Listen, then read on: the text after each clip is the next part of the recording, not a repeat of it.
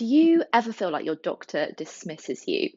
So, when I am reading around the patient forums, speaking to my clients, one of the most common challenges I hear or is told to me is patients saying, my doctor just doesn't listen. I don't feel like they hear me. I don't feel like they see me. I feel like they dismiss my concerns or tell me not to worry when actually there is something I should be worried about.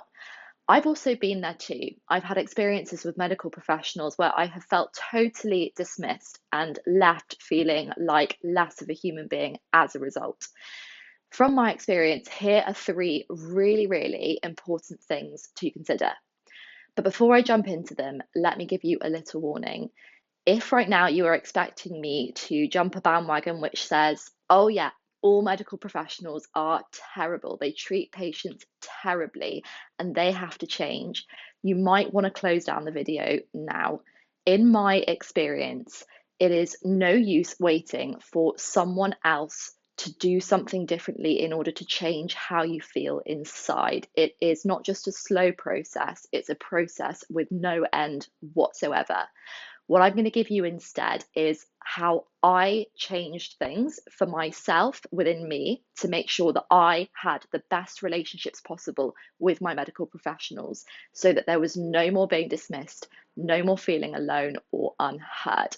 Here are these three steps, they're super important. The first one to consider, how are you showing up to your appointment? It is far, far more difficult to dismiss a patient who shows up confident in their own healthcare, confident in themselves, clear in what they're thinking, clear in what they're asking, clear in what they want to get from that appointment, but also willing to listen and to learn.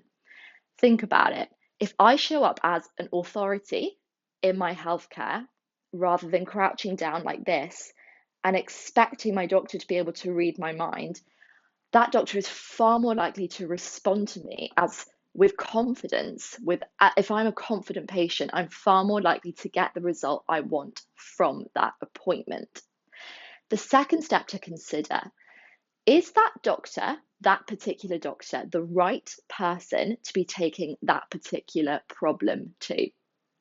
The reason I say this is because I have experienced taking the wrong problem to the wrong doctor and coming out feeling dismissed.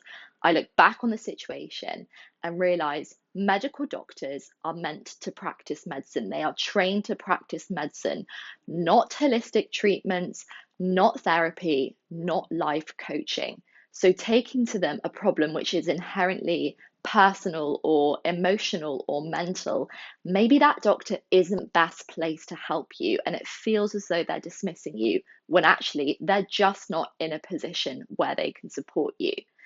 Think about it really carefully. Take the right problem to the right person.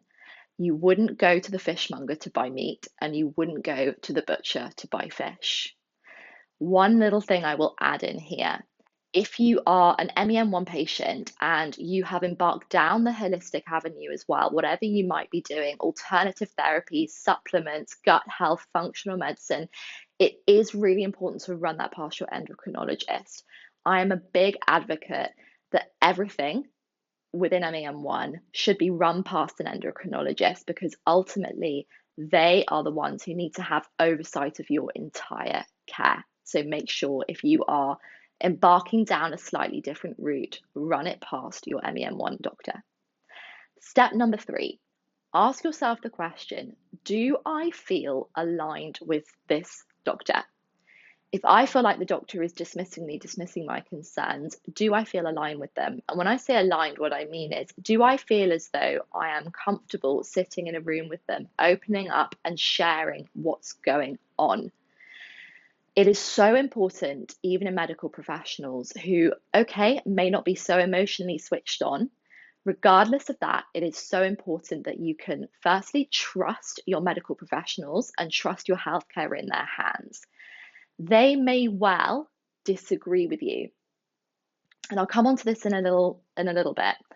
But if they disagree with you and you disagree with them, that's actually a really good thing. And regardless of that outcome, they need to support you in your decision-making process. Even if they don't support the decision itself, they need to support you. Alignment with a medical professional means, do you trust that medical professional with your healthcare?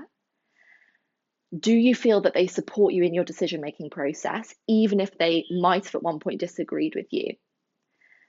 These are two really, really important factors to take into account, because it's very, very easy to get confused between feeling dismissed and a medical professional possibly challenging us or disagreeing with us.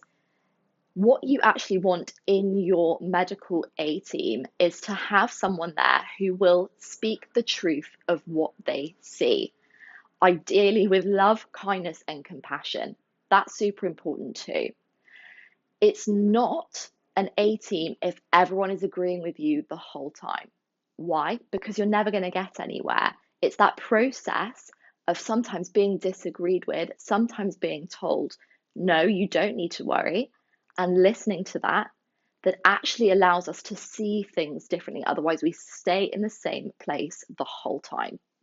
So let me run over that process once more. If you feel as though you are being dismissed by your doctors in MEM1 for any reason whatsoever, think about these three things. How are you showing up to your appointment? Ideally with confidence, clarity, and a willingness to listen and learn. Number two, is that doctor the right person for that problem?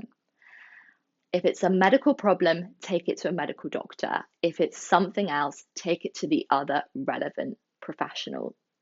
Number three, do you feel aligned with that doctor?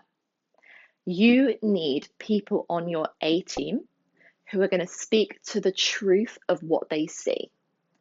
It may not always be what you want to hear, but it is a valuable opinion either way.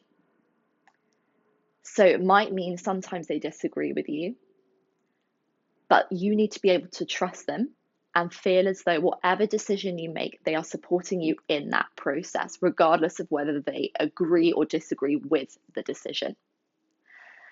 That was a 3-step guide to dealing with doctors who feel dismissive.